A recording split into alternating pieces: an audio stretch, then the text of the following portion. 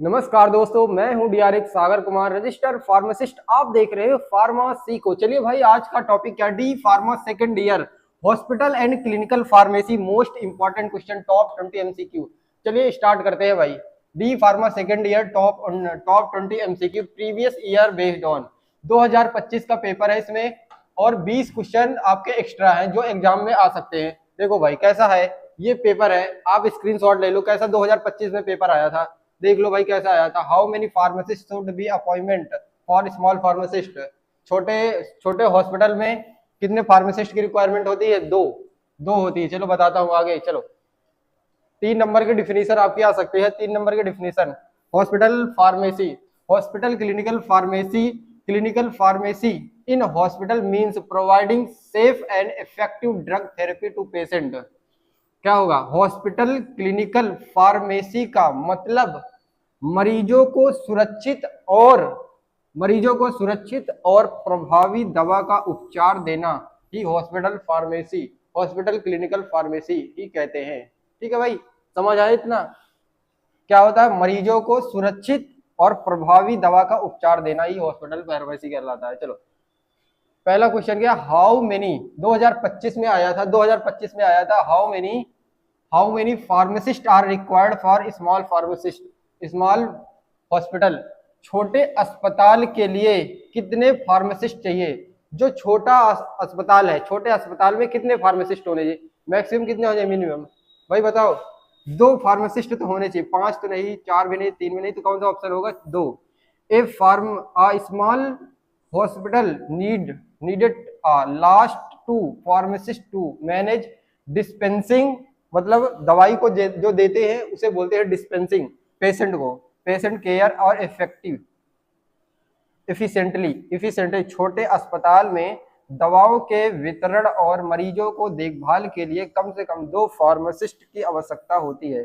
जैसे कि क्या होता है हॉस्पिटल में, जब दवाई देते हैं, एक तो दवाई मान लो डिस्पेंस कर रहा है, एक को होना चाहिए बिलिंग करने के लिए होना चाहिए, और एक क्या होना चाहिए कि डिस्पेंसिंग मतलब कि देना चाहिए और समझाने के लिए देना चाहिए कि दवाइयाँ कैसे किस डोज में लेनी है, कौन सी बीडी है, कौन सी ओडी है, कौन सी टीडीएस है, कौन से दिन में 3 बार लेना, कौन से दिन में 2 बार, कौन सी एसओएस है कि कब नीड है, जब जरूरत होगी तब लेना है। ठीक है भाई। चलो हमारा दूसरा क्वेश्चन क्या है? Head of store should be, store का प्रमुख कौन होता है? M pharma, B pharma, D pharma, BSc, इनमें से कौन सा ऑप्शन सही होगा? D pharma. Diploma in pharmacy store का प्रमुख कौन होना चाहिए? यह क्वेश्चन है तो डी फार्मा होना चाहिए। A head of medical store should be qualified pharmacist, D pharma store, मुख्य योग्य फार्मासिस्ट, डी फार्मा होना चाहिए। अगर क्या बीएससी वाला मेडिकल स्टोर पे हो सकता है? नहीं हो सकता। कम से कम उसके पास क्वालिफिकेशन क्या होना चाहिए? D pharma, diploma in pharmacist, diploma in pharmacy, तब वो फार्मासिस्ट बन सकता है भाई। ठीक है, मिनिमम क्या होना चाहिए? डी फार्मा होना चाहिए। ठीक है। चलो तीसरा क्वेश्चन क्या है? तीसरा क्वेश्चन क्या है? Pharmacist in pharmacy therapeutic committee, pharmacy एवं थेरेपेटिक कमेटी में कितने फार्मासिस्ट होना चाहिए? कितने होना चाहिए भाई? फार्मेसी एंड थेरेपेटिक कमेटी में कितने फार्मेसी होना चाहिए? 4, 3, 4 होना चाहिए? नहीं भाई, 3 नहीं होना चाहिए, 2 नहीं तो 1 होगा। 1 क्या होगा? There is a 1 pharmacist in the pharmacy and therapeutic committee, एक फार्मासिस्ट होता है थेरेपेटिक कमेटी में। ठीक है भाई। चलो देखो अभी आपका पेपर है तो आप जल्दी जल्दी क्वेश्चन कर लो ताकि आपको आपका पेपर में अच्छे से कर पाओ, लिख पाओ। अगर सारे ऑप्शन को अगर डिस्क्राइब करेंगे तो बहुत टाइम लग जाएगा, ताकि आप जल्दी से आप एमसीक्यू अपना कर लो। ठीक है भाई। और सारे सब्जेक्ट पे आपको कमांड देना है, तो सारे थोड़ा थोड़ा ही टाइम दोगे तो आप आराम से क्लियर पास हो जाओगे सारे सब्जेक्ट में। ठीक है भाई। चलो आंसर देखो, क्वेश्चन देखो, आंसर लगा दो बस। Drug that induce vomiting are called, उल्टी करने वाली दवाई को क्या बोलते हैं? वोमिटिंग मतलब उल्टी आना, तो वो क्या पूछ रहा है? Induce drug, induce vomiting are called, कौन सी ड्रग है वोमिटिंग के लिए? जो एमेटिक होती है, एमेटिक का होता है जो उल्टी को उल्टी के लिए होता है, एमेटिक। देखो पूछा है उल्टी कराने वाली दवाई का क्या कहलाती है, तो एमेटिक, एमेटिक होता है। एमेटिक का मतलब क्या है? उल्टी कराना। ठीक है, इसे लिख लो कॉपी में अगर नहीं पता है इसका। ड्रग दैट इंड्यूस वोमिटिंग और एमेटिक कार्ड, एमेटिक, उल्टी कराने वाली दवाई को एमेटिक कहते हैं। ठीक है भाई। चलो 5वां क्वेश्चन पे चलते हैं। 5वां क्वेश्चन क्या है? लो पोटेशियम लेवल इज कॉल्ड, रक्त में पोटेशियम की कमी हो जाए तो क्या कहलाता है भाई, क्या कहलाता है? ये टर्म्स है, ये बहुत बेसिक टर्म्स है। हाइपोकैल्सीमिया, हाइपोकैल्सीमिया को क्या बोलते हैं? हाइपोकैल लो। अगर हाई पूछा तो हाई तो हाइपर हो जाएगा, हाइपर कैलेमिया हो जाएगा, ठीक है भाई। तो यहाँ पे क्या हो जाएगा, लो पोटेशियम लेवल इज कॉल्ड, क्या होगा? Hypokalemia, hypokalemia.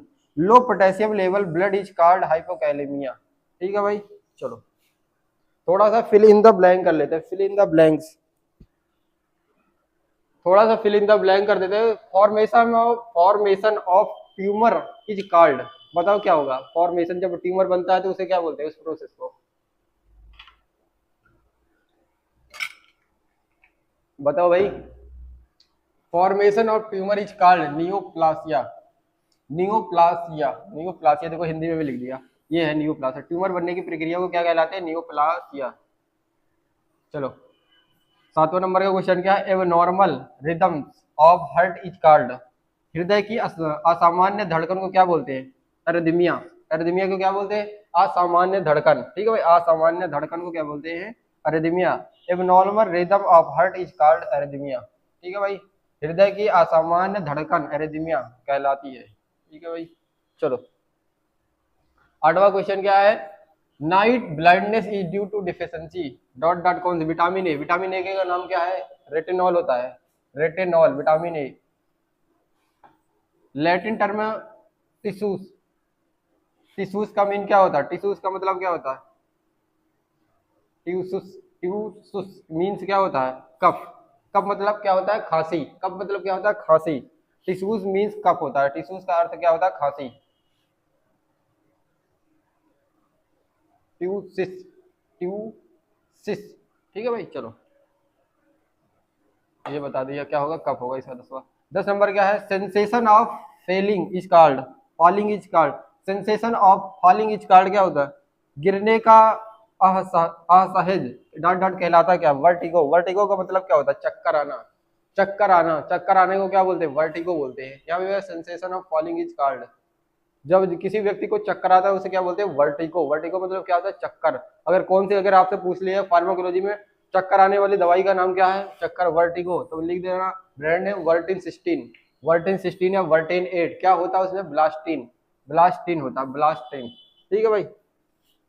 ब्लास्टाइन होता है, साल्ट होता है, ब्लास्टाइन साल्ट होता है। वन वर्ड देख लेते हैं, one word, one liner. Defined out patient, out patient को क्या बोलेंगे हम भाई? आउट पेशेंट को patient not admit in hospital, जो भर्ती नहीं होता है उसे क्या बोलते हैं? जो हॉस्पिटल में पेशेंट आया उसे क्या बोलते हैं? जो आउट पेशेंट है। आउट पेशेंट को क्या बोलेंगे भाई? जो जो हॉस्पिटल में भर्ती नहीं हुआ उसे क्या बोलेंगे? आउट पेशेंट बोलेंगे, आउट पेशेंट बोलेंगे। नंबर 12वां का क्वेश्चन क्या है? एंटी माइक्रोबियल क्या बोलते हैं? Drug that killing the inhibit the micro organism, जो माइक्रो ऑर्गेनिज्म को इनहिबिट करता है उसे एंटी माइक्रोबियल बोलते हैं। Drug that kill inhibit micro organism, सूक्ष्म जीवों को मारने वाली, उनकी वृद्धि को रोकने वाली दवाई को क्या बोलते हैं? एंटी माइक्रोबियल बोलते हैं, एंटी माइक्रोबियल बोलते हैं, ठीक है भाई। चलो आगे वाले क्वेश्चन पे चलते हैं। 13वां नंबर का क्वेश्चन क्या है? 13वां नंबर का क्वेश्चन क्या? What is the haematology? Haematology को क्या बोलते हैं? स्टडी ऑफ ब्लड, रक्त का अध्ययन करने को क्या बोलते हैं? हेमेटोलॉजी। बहुत आसान क्वेश्चन है, बहुत आसान क्वेश्चन है। चलो 14 नंबर का क्या क्वेश्चन है? PFT, PFT, what is a PFT का फुल फॉर्म क्या होगा? Pulmonary function test, pulmonary function test होता है, फेफड़ों की कार्य क्षमता की जांच का क्या बोलते हैं? पीएफटी। देखो 1 नंबर में क्वेश्चन आएगा, आराम से कर लेना इसे, ठीक है। What is the pharmacovigilance? Pharmacovigilance क्या होता है? जो monitoring of the drug safety, monitoring of the drug safety, दवाओं की सुरक्षित की निगरानी करना। जो भी कोई दवाई आती है, जैसे कोई मार्केट में दवाई आ रही है तो फार्माकोविजिलेंस से आती है कि वहां पे टेस्ट वगैरह हो कि प्रॉपर ये सही है, इफेक्टिव है, इसकी कॉस्ट सही है, ये दवाई काम कर रही है नहीं कर रही है, पाउडर भर के देश के मार्केट में लोगों को पागल बनाया जाए, वो क्या उसमें अंडर आता है? फार्माकोविजिलेंस से क्या करता है? क्या करता है? Monitoring of the drug, drug की सेफ्टी चेक करता है उसका, ठीक है भाई। चलो शॉर्ट डिफिनीशन क्या देखने हैं? नारकोटिक्स, फुल फॉर्म है एनडीपीएस। एनडीपीएस का फुल फॉर्म क्या है? Narcotic drug and psychotropic substance act. NDPS का फुल फॉर्म मैंने लिख दिया है, narcotic drug psychotropic substance act, ठीक है भाई। चलो तो फुल फॉर्म यही होगा। कब आया था एक्ट? 1985 में, 1985 में एक्ट आया था। आपके जूरिस्प्रूडेंस में, फार्मेसी लॉ एंड एथिक्स में आपके 100% ये क्वेश्चन आएगा जरूर। एनडीपीएस का एक्ट पूछ लिया उसका, ठीक है भाई। कौन कौन सी ड्रग होती है एनडीपीएस में, शेड्यूल क्या होते हैं, ये सारी चीजें आपको फार्मेसी लॉ और जूरिस्प्रूडेंस में पूछा जाएगा भाई, इसे पढ़ लेना आप, ठीक है। 17 नंबर का क्वेश्चन क्या, define paediatrics, study of treatment of, जो बच्चे के डॉक्टर होते हैं उसे क्या बोलते हैं, पेडियाट्रिक्स बोलते हैं। Paediatrics study of treatment of child, बच्चों के अध्ययन को उपचार को संबंधित चिकित्सा शाखा को बोलते हैं पेडियाट्रिक्स, ठीक है भाई। चलो 17 नंबर का क्वेश्चन क्या है, व्हाट इज एनीमिया, एनीमिया क्या होता है, कमी किसकी, हीमोग्लोबिन की कमी को क्या बोलते हैं, एनीमिया। अगर किसी व्यक्ति को हीमोग्लोबिन की कमी है तो कितना होगा, हीमोग्लोबिन की कमी को क्या बोलते हैं, एनीमिया बोलते हैं। मेल में कितना हीमोग्लोबिन होता है, फीमेल में कितना हीमोग्लोबिन होता है नॉर्मल, आप इसे आप कमेंट करके बताना भाई, ठीक है भाई। आप सेकेंडरी ईयर में आ चुके हो, इतना तो पता होना चाहिए आपको। चलो अगर नहीं पता तो आप सीबीसी रिपोर्ट देखा है, सीबीसी की रिपोर्ट में उसमें देखो लिखा होता है सारा कंप्लीट ब्लड काउंट में, ठीक है। Define the tranquilliser, drug that the reduce the anxiety, anxiety चिंता को कम करने वाली दवाई को क्या बोलते हैं, ट्रैंक्विलाइजर बोलते हैं, tranquilliser. Drug that the reduce anxiety, चिंता को कम करने वाली दवाई को क्या बोलते हैं, ट्रैंक्विलाइजर बोलते हैं, ट्रैंक्विलाइजर बोलते हैं।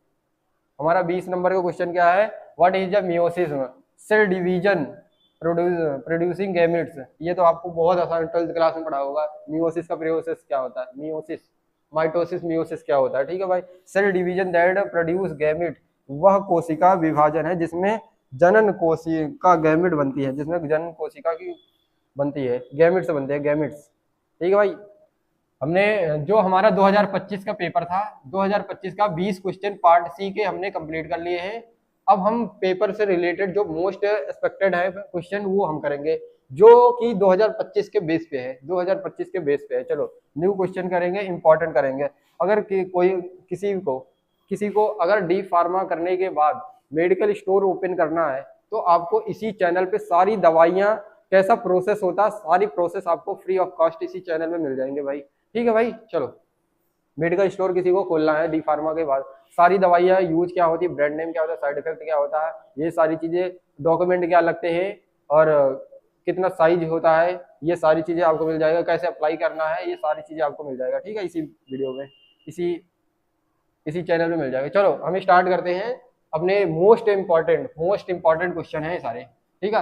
Hospital pharmacy deals with, hospital pharmacy किससे संबंधित है बताओ भाई, इंडस्ट्री से नहीं भाई, एग्रीकल्चर से भी नहीं, रिसर्च से नहीं, हॉस्पिटल ड्रग सर्विस, अस्पतालों की दवाइयाँ सेवाएं करना। अभी मैंने बताया तो पहले ही बताया था डिफिनीशन इसकी, अस्पताल की दवा में सेवा करना।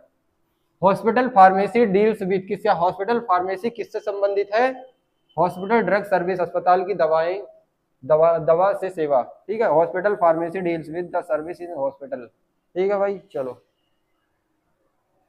हमारा दूसरा क्वेश्चन क्या है, हमारा दूसरा क्वेश्चन ये है कि दूसरा क्वेश्चन क्या है, आईपीडी स्टैंड फॉर, आईपीडी का पूरा क्या नाम है भाई, बहुत आसान है आईपीडी का पूरा नाम। इन आपने हॉस्पिटल कभी विजिट करा, उसमें लिखा होता आईपीडी, आईपीडी का मतलब क्या होता है, आईपीडी का फुल फॉर्म क्या होता है, इन पेशेंट डिपार्टमेंट, इन पेशेंट विभाग, ठीक है भाई। इंटरनल ये भी नहीं होगा, ये भी नहीं होगा, ठीक है भाई। तो हमारा ऑप्शन क्या होगा, इन पेशेंट डिपार्टमेंट, इसका full form in patient department, ठीक है भाई, अंदर patient, in patient for the patient department, IPD का पूरा नाम है इन पेशेंट विभाग होता है, ठीक है। चलो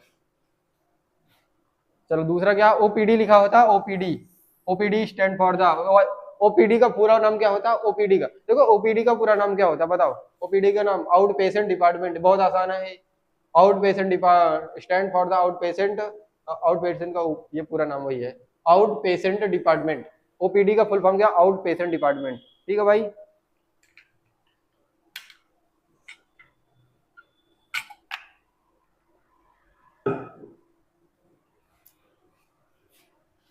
नंबर 4 का क्या, प्रिस्क्रिप्शन इज रिटन बाई, भाई प्रिस्क्रिप्शन कौन लिखता है, प्रिस्क्रिप्शन कौन लिखता है भाई, नर्स लिखेगी नहीं भाई, नर्स फार्मासिस्ट में लिखेगा, पेशेंट तो लिखेंगे ही नहीं, तो कौन लिखेगा, डॉक्टर साहब, डॉक्टर लिखेंगे, ठीक है भाई। Prescription is written by the doctor, ठीक है भाई, प्रिस्क्रिप्शन कौन लिखेगा। हमारा 5वां नंबर का क्वेश्चन क्या, drug distribution system including, drug वितरण में प्रणाली में क्या शामिल है, कौन सा भाई, सभी है। डिस्पेंसिंग होगा वितरण करने के लिए, मतलब दवाई को देने के लिए क्या होता है, डिस्पेंसिंग मतलब क्या होता है, देना, स्टोरेज मतलब रखना होगा, सप्लाई का मतलब होगा सप्लाई भी करना, ये सारी, ये ऑल ऑल ऑफ द दी सभी होंगे, ठीक है। Drug distribution system include the dispensing, storage and supply, ठीक है। ड्रग वितरण प्रणाली में दवाओं का वितरण, भंडारण और आपूर्ति शामिल भी होते हैं, ठीक है। कौन सा ऑप्शन सही हो जाएगा? ये वाला, ये वाला हो जाएगा, ठीक है भाई। नंबर 6 क्वेश्चन क्या? Involuntary, involuntary control means, involuntary control का अर्थ क्या होता है भाई? स्टॉक को कंट्रोलिंग स्टॉक, इसे क्या होता है? Controlling stock. Involuntary, involuntary control means managing and controlling stock of the drug, ठीक है भाई। कंट्रोल द अर्थ की दवाई का स्टॉक का प्रबंध और नियंत्रण करना। इसका मतलब कि इन्वेंट्री कंट्रोल आपने देखा होगा, जैसे बड़ी फार्मेसी होती है, बड़ी मेडिकल स्टोर होता है, आपने देखा होगा हॉस्पिटल में एक कंप्यूटर सिस्टम होता है। उसका काम क्या होता है कि जो स्टॉक, जैसे स्टॉक आ रहा है, दवाई बाहर से आ रही है, तो उसको इन्वेंट्री, जैसे नॉर्मल एक सॉफ्टवेयर होता है, मार्ग सॉफ्टवेयर, आपने नाम सुना होगा, बहुत सारे सॉफ्टवेयर है। जैसे उस सॉफ्टवेयर के जैसे दवाई आई बाहर से, तो उसे इन्वेंट्री करते हैं कि उस पर टाइप करके सारी दवाइयों को चढ़ा देते हैं, ठीक है। फिर ताकि जब कोई दवाई हम दे, जब कोई पेशेंट आता है तो उसमें से माइनस हो जाता है सॉफ्टवेयर से। जब कोई दवाई दिया 5-10 गोली, जितनी भी टैबलेट दोगे उससे माइनस होगा, तब हमें पता चलेगा कि हमारे पास स्टॉक में कितनी दवाइयां हैं। जैसे हमने लाया कैसे एसी लॉक का पत्ता लाया, 5 पत्ते लाए, और हमारा पेशेंट आया 3-4 आ गए जो एक एक पत्ते लेने आ गए, तो उसमें से पता चल जाएगा हमारे पास स्टॉक कितना है। स्टॉक कितना है कि हमारे पास एक है कि आप दूसरी और मंगवानी चाहिए कि नहीं मंगवानी चाहिए। हम अगर पांचों है, पांचों रखी है, नहीं सेलिंग हुई तो रखी हुई है, तो पता है कि हमें नहीं मंगवाना। अगर खत्म हो गई तो वहाँ जीरो स्टॉक आ जाएगा, इसलिए स्टॉक वैल्यू एंट्री करते हैं, कंट्रोल स्टॉक वैल्यू एंट्री, ठीक है भाई। चलो 7वां नंबर का क्वेश्चन क्या है? Which is the unit doses form, unit doses system. Unit dose system क्या होता है? जो single dose for one patient होता है, एक मरीज के लिए एक डोज होती है, उसे बोलते हैं यूनिट डोजेस फॉर्म। एक मरीज के लिए एक क्या होता है? ये यूनिट डोजेस फॉर्म होती है, ठीक है भाई। मल्टी डोज क्या होता है? जैसे आपने देखा होगा वायल, वायल देखा होगा, और इसे एम्पुल, एम्पुल में क्या आता है कि एक यूनिट डोज, सिंगल डोज होता है, इसमें सिंगल डोज आता है। सिंगल डोज जैसे कि एक पैरासीटामॉल आ गया, इंजेक्शन आ गया, इसमें एक क्या होगा? एम्पुल में क्या होगा? ऐसे नेक्सी होगी, एम्पुल देखा होगा, उसमें क्या होगा कि एक डोज होगी, एक डोज। अगर इसमें देखा होगा तो इसमें मल्टी डोज होगा, मल्टी डोज, मल्टी। जैसे टेटनिस का इंजेक्शन देखा, टेटनिस का एक एम्पुल भी आता है, एक इतना बड़ा वायल होता है, जिसमें मल्टी डोज होते हैं। इसमें 4-5-10 लोग, 5 लोग को लगा सकते हैं, पर इसमें क्या होता है? एक लोग के लिए लगाते हैं, इसलिए बोलते हैं single dose for one patient. Unit doses system means giving a single dose drug one of the patient at a time. Unit dose system एक समय पर एक मरीज का दवा की एक ही डोज ही दी जाती है, ठीक है भाई। चलो emergency drug are kept in, emergency drug in, आपातकालीन में दवाइयाँ कहाँ रखी जाती है बताओ भाई? इसमें स्टोर में, आईपीडी में, लैब में। क्रैश कार्ड में, क्रैश कार्ड कैसा होता है कि ऐसा होता है, देखो क्रैश कार्ड ऐसा ही होता है, इसे बोलते हैं क्रैश कार्ड। आपने हॉस्पिटल कभी विजिट किया है? आपने हॉस्पिटल कभी विजिट किया नहीं तो आप जाओगे, ट्रेनिंग करने जाओगे, अभी जब आपका पेपर होगा 500 घंटे 3 महीने की ट्रेनिंग जो होगी डी फार्मा करने के बाद, तो आप ऐसा आप देखोगे क्रैश कार्ड होता है। इसमें इमरजेंसी दवाई, जैसे पेशेंट आते ही तुरंत दवाई इसमें से निकाला, इंजेक्शन निकाला, तुरंत लगाया, ना कि अंदर रखा हुआ है तो कैसे निकालेंगे? अंदर जाते जाते इतने में पेशेंट की हालत और ज्यादा खराब हो सकती है, इसलिए इसे बोलते हैं क्रैश कार्ड। ये बिल्कुल फ्रंट पे होता है, तुरंत इमरजेंसी ट्रीटमेंट करने के। Emergency drug are the kept in the crash card of the immediately use. आपातकालीन दवाएं तुरंत उपयोग के लिए क्रैश कार्ड में रखी जाती है, इसलिए, ठीक है भाई। चलो हमारा 9 नंबर का क्वेश्चन क्या है? 9 नंबर का question, pharmacy and therapeutic committee deals with the, pharmacy और थेरेपेटिक कमेटी क्या कहते हैं? ड्रग सिलेक्शन, दवाई का चयन करने को क्या बोलते हैं? Pharmacy and therapeutic committee deals with the selection of the drug. Pharmacy और थेरेपेटिक कमेटी दवाइयों का चयन से संबंधित होता है। क्या आएगा भाई? Pharmacy and therapeutic committee deals with किससे करते हैं? ड्रग सिलेक्शन की, दवाई को चयन करना, पहला ऑप्शन सही है हमारा, ठीक है। सर्जरी, नर्सिंग, क्लीनिंग ये सब नहीं है। ड्रग इंटरेक्शन मींस क्या होता है? ड्रग इंटरेक्शन क्या होता है? Drug interaction, effect of the one drug on another, एक दवा का दूसरी दवा पर प्रभाव करना, ड्रग इंटरेक्शन होता है। Drug interaction means the effect of the one drug another drug. Drug interaction का मतलब एक दवा और दूसरी दवा से प्रभाव कौन सी है? ड्रग, एक दवाई ये है, एक दवाई ये है, तो ड्रग इंटरेक्शन इसे बोलते हैं, ठीक है। जो कौन सी दवाई प्रभावशाली है उसे बोलते हैं प्रभाव। एक देखो, एक दवा का दूसरी पर प्रभाव क्या है? उसे बोलते हैं ड्रग इंटरेक्शन। एक दवा है, उसकी दूसरी दवा पे क्या प्रभाव पड़ेगा, उसे ही बोलते हैं ड्रग इंटरेक्शन। ठीक है भाई, चलो। ADR stand for the, ADR का फुल फॉर्म क्या है? एडवर्स ड्रग रिएक्शन, प्रतिकूल दवा प्रतिक्रिया। ADR stand for the adverse drug reaction. ठीक है भाई, चलो।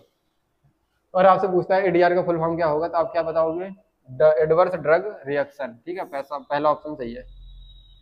12वां नंबर का क्वेश्चन क्या है? Clinical pharmacy deals with the, clinical pharmacy से किससे संबंधित है? पेशेंट केयर से।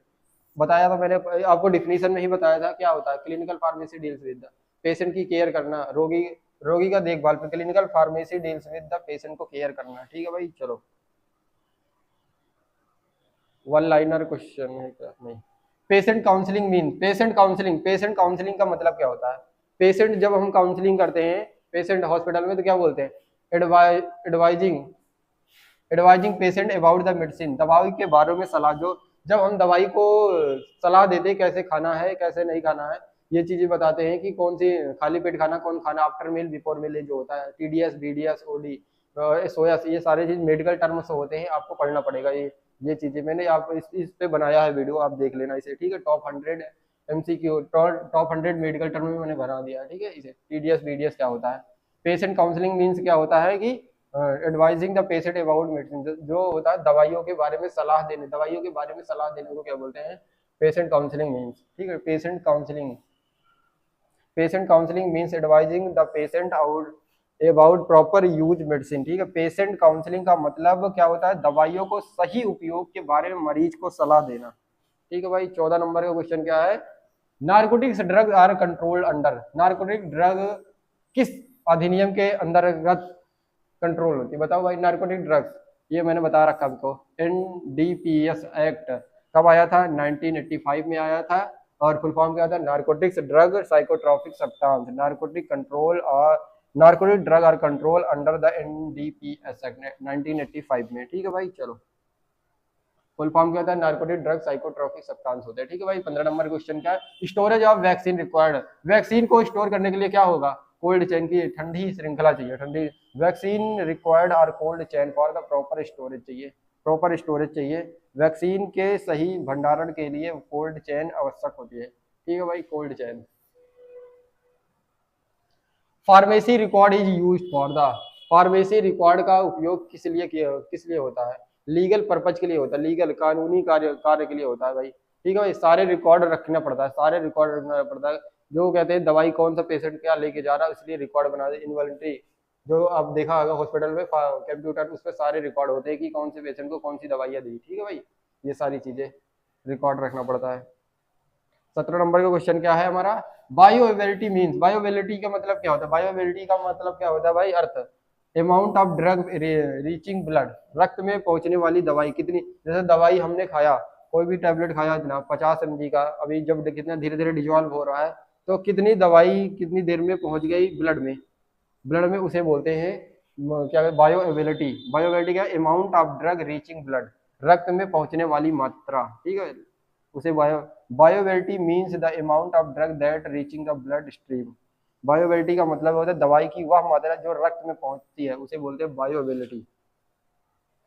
हमारा 18 नंबर का क्वेश्चन क्या? Dose calculate depend on, dose को कैसे कैलकुलेट करोगे? आपको किसी व्यक्ति की डोज कैलकुलेट करना है तो कैसे करोगे? एज, वेट, कंडीशन, सारे ऑप्शन सही है भाई। एज भी देखेंगे, वेट भी देखेंगे, कंडीशन भी देखेंगे डोज कैलकुलेशन करने के लिए। ठीक है भाई, चलो। Dose calculation depend upon age, weight, patient council, condition. ठीक है भाई, चलो। जैसे बोले उम्र, वजन, मरीज की स्थिति को निर्भर करता है। बस लास्ट क्वेश्चन और है, एक दो। ड्रग एक्सपायरी मीन्स, दवाइयों की एक्सपायरी का मतलब क्या होता है? Date after which drug not safe, उपयोग के बाद असुरक्षित है। जैसे आपने MFG देखा, MFG, और यहाँ पे लिखा होता है एक्सपायरी।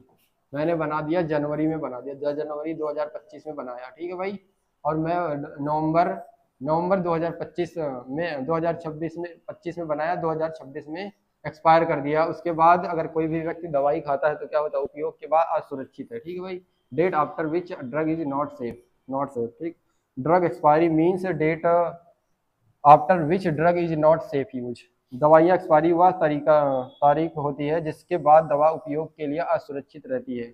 ठीक है भाई, चलो थैंक यू, जय हिंद भाई, थैंक यू मेरे फ्यूचर फार्मासिस्ट। आपको किसी चीज की दिक्कत है, आपको कुछ समझ नहीं आया तो आप पूछ सकते हो भाई, ठीक है, कमेंट करके। थैंक यू भाई।